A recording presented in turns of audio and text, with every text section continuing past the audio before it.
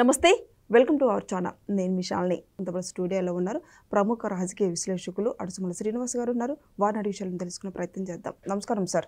నమస్కారం అండి. సార్, జగన్మోహన్ రెడ్డి గారు 5 సంవత్సరాల్లోనే ప్రజలకు అండగా లేడు. ఇప్పుడు ఈ తుఫానికి నేను ప్రజలకు అండగా ఉంటానన్న వ్యాఖ్యలు చేసిన మరోపక్క మొన్నేమో విజయవాడలో సార్ ఇల్లులు కూడా పొంగిపోయినాయి, అసలు నీళ్లు లోపలికి వెళ్ళి ఆ రోజు కూడా నేను అండగా ఉన్నాను ప్రజలకు అన్నట్టు మాట్లాడుతున్నారు. ఇది ఎంతవరకు వస్తుంది సార్? అసలు ఇప్పుడు అండగా ఉండమంటే బెంగళూరులో పడుకున్నా అతను అందరూ చంద్రబాబు నాయుడు గారికి నచ్చరు అందరికీ. ఇప్పుడు వైసీపీ కార్యకర్తలు ఉంటారు కదా, వాళ్ళు ఏం కోరుకుంటారు? చంద్రబాబు నాయుడు గారి పనితీరు చూసి మన నాయకుడు కూడా వస్తే బాగుండు. ఇప్పుడు మీకు సినిమా హీరో అభిమాని మీరు, ఆ హీరో సినిమా హిట్ అయిందనుకో, మా వాడిది కూడా హిట్ అవుతే బాగుండు అనుకుంటారా? అనుకుంటారా? నేను సింపుల్గా అర్థమయ్యేలా చెప్తున్నాను మీకు. అలాగే మా నాయకుడు కూడా ఏడుపు మొగం వేసుకోకుండా ఆత్మానుని ఇంట్లో పడుకోకుండా బయటకు వస్తే బాగుండు అని అనుకుంటారు. వాళ్ళు అభిమానించినా కానీ ఈ ఓటం చూసి చిరాకు పడుతూ ఉంటారు వాళ్ళని. ఇప్పుడు ఈ పార్టీ భావజాలం నచ్చక, చంద్రబాబు గారు నచ్చక, కులం, మతం, ప్రాంతం, రకరకాల కారణాలతోటి వీళ్ళు నచ్చరు. దాన్ని మనం అర్థం చేసుకోవచ్చు. ఎవడిష్టం వాడిది. వాళ్ళకి జగన్ మీద అభిమానం ఉంటుంది, దానికి రకరకాల కారణాలు ఉంటాయి. ఆ కారణాల్లో ఎప్పుడు ఏడుపు మొహం వేసుకుంటాడు, మా వాడు కూడా దర్జాగా ఉండొచ్చు కదా, రాయల్గా మాట్లాడొచ్చు కదా అనుకుంటారు. మాట కూడా సరిగ్గా రావట్లేదు మా వాడు, కానీ బాధ ఉంటుంది, లోపల తొలిచేస్తూ ఉంటుంది. అలాగే వాళ్ళని సంతోషపెట్టడానికైనా అతను కనీసం ఆ బెంగళూరు నుంచి నా ఫ్లైట్ లేకపోతే నువ్వు రాలేవా? చంద్రబాబు నాయుడు గారు హుద్దుప్పుడు అలాగే వెళ్ళాడు. నువ్వు అక్కడి నుంచి బెంగళూరు నుంచి చిత్తూరు రావచ్చు, హైదరాబాద్ రావచ్చు, పోనీ ఇక్కడ ఫ్లైట్లు ఉన్నాయి కదా, హైదరాబాద్ నుంచి అక్కడికి ఎంతసేపు వెళ్తావు? ఇక్కడ నుంచి 4 గంటలు నీకున్న లేటెస్ట్ వెహికల్స్తో రైమని వెళ్ళిపోవచ్చు, కాన్వాయ్ కదా, ఎంతసేపు వెళ్తాను ఇక్కడి నుంచి హ్యాపీగానే. ఇది మనసుంటే మార్గం ఉంటుంది. ఇలాంటి వాటి నుంచి దురదృష్టం ఏంటంటే అస్సలు బాధ్యత లేకుండా క్రూర స్వభావం, పైశాచిక మనస్తత్వం ఉండి దోపిడీయే ధ్యేయంగా ఉన్నవాడిని ఆరాధిస్తున్నారు చూసారా కొంతమంది. ఇది చాలా దురదృష్టం అండి. ఎందుకంటే అది అతని తప్పు కూడా కాదు. మీరు ఎప్పుడైతే అతని అవలక్షణాలను మీరు అంగీకరించారో అప్పుడే అది కరెక్ట్ అనుకుంటాడు అతను.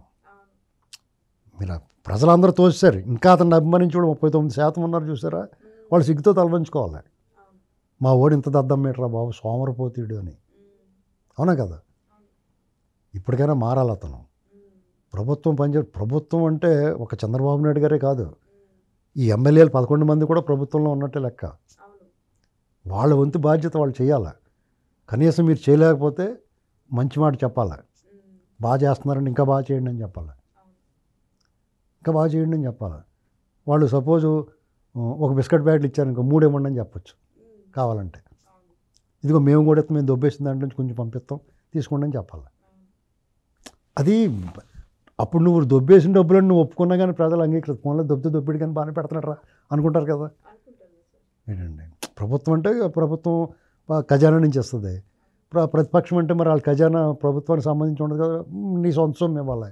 ఏ రోజన్నా పావలా ఇచ్చావా? అసలు నేను చూస్తుండగా నాకు తెలిసి ఒక పావలా కూడా ఇవ్వలేదు. ఆ మధ్యన ఇప్పుడు ₹1 అనౌన్స్ చేసి అది కూడా బొత్స సత్యనారాయణ గారు ఖర్చు పెడతారులే అన్నాడు, వాళ్ళ పార్టీకి ఇచ్చుకున్నాడు. ఇది జనం అబ్జర్వ్ చేస్తారండి. ఇంకా భవిష్యత్తులో ఆ రాజకీయ పార్టీకి ఉనికే ఉండదు. జగన్మోహన్ రెడ్డి చాట్ ముగిసిన అధ్యాయం అయిపోద్ది. చంద్రబాబు నాయుడు గారు ఆయన మనం మెచ్చుకోవాల్సింది ఏంటంటే, ఎలాంటి క్రైసిస్ వచ్చినా దాని నుంచి ఏదో ఒకటి నేర్చుకుంటాడు ఆయన. దాన్ని అధిగమిస్తాడు, ఆ క్రైసిస్ని హ్యాండిల్ చేస్తాడు, దాని నుంచి నేర్చుకుంటాడు. 96లో వచ్చింది, తర్వాత అనేక సార్లు ప్రతిపక్షంలో ఉండగా కూడా వచ్చినాయి. హుద్దుని హ్యాండిల్ చేశాడు ఆయన, తిత్లిని హ్యాండిల్ చేశాడు, దేన్నైనా హ్యాండిల్ చేస్తాడు. దాని తర్వాత దాని నుంచి ఏదో ఒకటి నేర్చుకుంటాడు ఆయన. నేర్చుకుని తర్వాత దాన్ని అమలు చేసి ఇబ్బంది లేకుండా ఆ ఇబ్బంది మళ్ళీ వచ్చినప్పుడు ఫేస్ చేస్తూ ఉంటాడు. ఇక్కడ జగన్మోహన్ రెడ్డి గారు మన అన్నమయ్య గేట్లు కొట్టిపోయినట్టు 13 రోజుల తర్వాత వెళ్ళాడు. వాళ్ళ వైఫల్యం వల్ల, వాళ్ళ చేతగానే దద్దమ్మతనం వల్ల అది జరిగింది.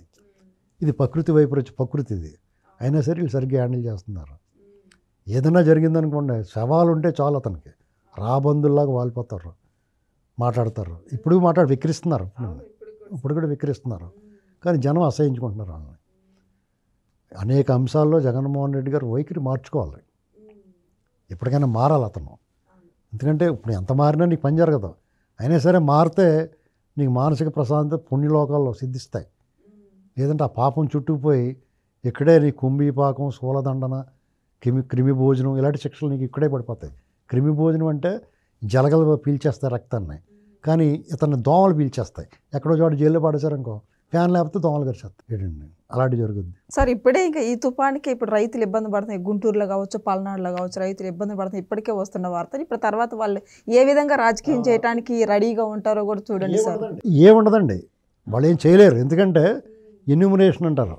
రైతులకి పంట నష్టాలు ఏ రకంగా జరిగినాయి అనేటువంటిది సాధారణంగా గతంలో మీరు ఏం చూశారు, సర్వర్ నాశనం అయిపోయి మటాష్ అయిపోయిన తర్వాత ఒక కేంద్ర బృందం వచ్చి పరిశీలించి తర్వాత ఒక అంచనా వేసి దొంగలు పడ్డ 6 నెలలకి కుక్కలు మురిగేప్పుడు. ఇప్పుడు అలా కాదండి, రాత్రికి రాత్రి ఎన్యూమరేషన్ జరుగుతుంది. పంట నష్టం అంచనాలు వేసేస్తున్నారు, దాన్ని రెడీ చేస్తున్నారు. కేంద్రంలో మనకు అనుకూల ప్రభుత్వం ఉంది. మోడీ గారు కూడా పిఎంఓలో ఇప్పుడు ఇక్కడ మనది ఎలాగైతే ఆర్టీజీఎస్ సెటప్ ఉందో అక్కడ కూడా వార్ రూమ్ పెట్టి పర్యవేక్షణలో ఉన్నారు వాళ్ళు. వీళ్ళ అడిగిన తక్షణం అమౌంట్ సహాయం అందేద్ది ఇందులో. అంటే నీకు మొత్తం పోయిందంతా ఇవ్వలేరు, కానీ నీకు ఉపశమనం అయితే కలుగుద్ది. ఈసారి అది జరుగుద్దండి ఖచ్చితంగా.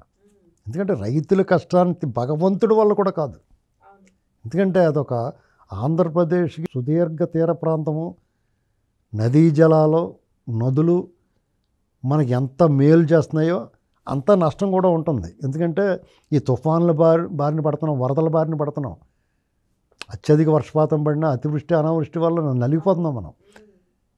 మరి ఏం చేస్తాం, మరి ప్రకృతి దాన్ని మనం ఎదురెళ్ళలేం కదా, దానికి లోబడే పని చేసుకోవాలి అంతే. ఇప్పుడు 6 కాలం కష్టపడి పనిచేస్తాడు రైతు. వరి రైతుకి ఉండి కష్టాలు ఇంక ఏ రైతుకి ఉండవండి. Thank you sir.